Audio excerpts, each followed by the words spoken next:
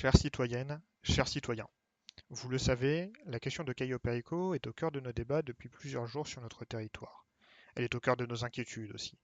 Pourquoi? Parce qu'un groupe armé occupe illégalement une île qui fait partie du territoire de notre État de San Andreas. Parce que ces criminels défient nos lois, nos institutions, notre sécurité. Au cours des derniers jours, j'ai présenté une résolution devant l'Assemblée. Elle avait deux objectifs simples. D'abord, demander au gouvernement de clarifier ces derniers mots qui ont pu semer le doute chez moi comme chez beaucoup d'entre vous. Je veux remercier sincèrement Monsieur le gouverneur Moon. Devant les élus vendredi dernier et le lendemain devant vous toutes et tous, il a réaffirmé une chose essentielle. L'intégrité de notre territoire n'est pas négociable. Il a aussi dit qu'il faut néanmoins agir en responsabilité et sur ce point je le rejoins. Dialoguer pour connaître les revendications de nos ennemis afin d'adapter notre stratégie, oui. Ouvrir grand la porte par l'emploi de mots qui le sous-entendent à l'indépendance sans condition de ce territoire et sans contrepartie, non. Ensuite, cette résolution avait un second but, ouvrir un vrai débat, franc, avec tous les élus. Parce qu'ici, nous ne jouons pas avec la sécurité de San Andreas.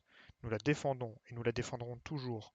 Notre priorité chez Agir pour San Andreas est claire, protéger notre État, nos services publics et chaque habitante et chaque habitant de notre territoire.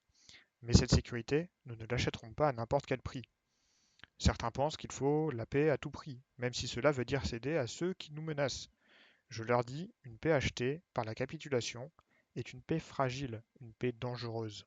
Rappelons-nous l'histoire. En 1938, Anglais et Français ont cru sauver la paix en sacrifiant une partie de la Tchécoslovaquie.